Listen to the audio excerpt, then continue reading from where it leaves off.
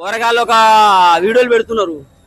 14వ తారీఖు నాడు ఏదో సెలవట, 15వ తారీఖు 15 ఆగస్టు సెలవంట, 16వ తారీఖు నాడు ఏదో లక్ష్మీ వ్రతం అంట, 17వ తారీఖు నాడు జరాలు వస్తాయంట, 18వ తారీఖు ఇంకోటి అంట.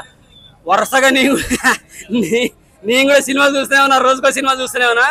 కథ నాకు అనిపించింది. మిస్టర్ బచ్చన్ నిన్న చూసిన 14వ తారీఖు 8 గంటలకు చూసిన, 12 గంటల వరకు ఈయన రచ్చ చేసుకుంటున్నాము ఎంటర్టైన్మెంట్. ఎందుకంటే రవితేజ్ అన్న అమితాబ్ బచ్చన్ గారికి సిన్సియర్ అభిమాని అనమాట.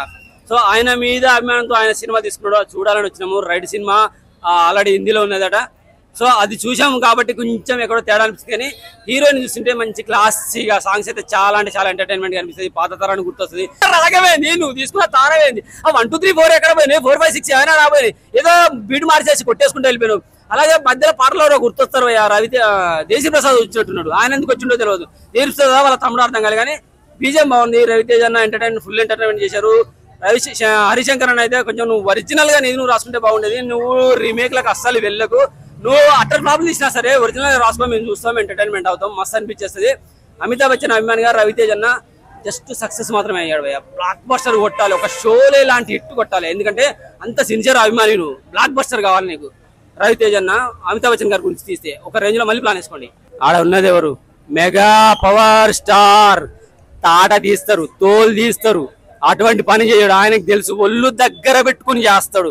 శంకర నువ్వు ఒక్క కన్నే తెరిచినావు, ఇంకా 2వ కన్ను తెరవలే, 3వ కన్ను తెరితే ఓ రేంజ్ లో ఉంటది. ఓజీ కామెడీ సూపర్ అనిపిస్తుంది. రవణ పాత్ర కూడా చాలా బాగా ఉంటుంది. హీరోయిన్ పరంగా చూస్తే టోటల్ క్లాస్కి వెళ్తుంది. పాటలు మస్తు అనిపించేస్తాయి. ఆమెని ఒక స్లిమ్ గా చాలా అందంగా చూపించాడు అనమాట. ఒక విధంగా రవణ కంటే ఎక్కువ ఇంట్రెస్ట్ ఆమె మీద పెట్టిన ఫీలింగ్ ఉంటుంది. ఏంటి శంకర ఏంటి సంగతి? 2వ సినిమా స్మార్ట్ శంకర్. నీ అమ్మరే నాకు చెప్పకుండా ఆ సినిమా ప్లాన్ వేస్తారా? చార్మినార్ గల్లీలో రాపో డైలాగులు కొడుతుంటే ఉంటది కాకా తెల్లబడ్డ ఊడిపోయినా నాకే ఊపు వస్తుంటే గల్లీలో తిరిగే పోరగాళ్ళకి ఎంత ఊపు ఉంటది. 1 man army భయ ఎర్రగా తీశాడు. పూరి గారు అయితే లైగర్ తో పోయాడు. ఏరే పోలేదురా, పూరీలు తయారు చేసుకోవద్దని వీడు, మసాలా పూరీలు తయారు చేసుకోవద్దని వీడు రచ్చ చేసి. నువ్వు చార్మిక్ కౌరు ప్రొడ్యూసర్ గా ఉండాలి, నువ్వే డైరెక్షన్ చేయాలి. పార్ట్ 3 రావాలి, రాపోనే ఉండాలి. ఈసారి ఆ కటౌట్ మళ్ళా మంచి పర్ఫెక్ట్ కటౌట్ పడ్డది. ఖతర్నాక్ అనిపించేసింది. ఆ చిప్పుని ఈ చిప్లో మార్చడం, ఈ చిప్లో ఆ చిప్లో హార్డ్ డిస్క్లు అంట, మెమరీ కార్డులు అంట, మస్తు అనిపించేది. ర్యాప్ బాగానే ఉంది. ఎందుకంటే కెమెరామెన్ తెలుసు కదా ఏ రేంజ్ లో చూపించాలనేది.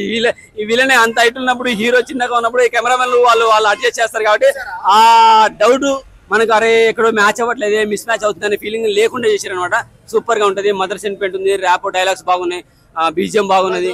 నెక్స్ట్ సంజయ్ దత్ గారి పాత్ర బాగా అనిపించేది. మదర్ సెంటిమెంట్ ఉంది. క్లైమాక్స్ వచ్చేసరికి శివలింగాన్ని చూపిస్తారు కాక కిర్రాక్. జగపతి గారి పాత్ర మిస్టర్ బచ్చన్ లో బాగుంది. జగపతి స్మార్ట్ శంకర్ లో దానిలో మిస్టర్ బచ్చన్ లో జగ్గుబాయి పాత్ర ఉంది. కొంచెం ఆ పొలికలు ఇంకా కనపడితే బాగున్నాయి. ఇంకా కొంచెం తగ్గినట్టు అనిపించింది. ఇంకా కావాలి, మసాలా కావాలి. ఎందుకంటే రవణ చిన్నోడు కాదు కదా, జగపతి బాబు వాళ్ళంతా ఒక పట్టోలే కదా.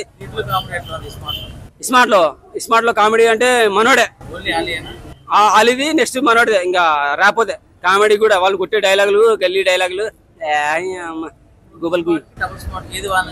నాకు డబుల్ స్మార్ట్ బాగా అనిపించింది కాక. రియాలిటీ చెప్పుకోవాలి, డబుల్ స్మార్ట్ బాగా అనిపించింది. ఎవరు ఆడెవడో రాపో అన్నాడు, బాంబు పెట్టి పిన్ని బిక్తా అని. నేను ఎవడో రాపో ప్లాఫ్ అంటారు వాడికి ఈ నేమ్ ప్లేట్ బిక్కి పడేసి మైక్ దించుతా. ఐమాక్స్ అద్దాల మీద పడాలి కొడుకులు ఒక్కొక్కడు. లేకపోతే మరి ఏమైనా నా రాత్రి తాగింది దిగలేదేమో. ఎంటర్టైన్మెంట్ చేసిండు మిస్టర్ బచ్చన్.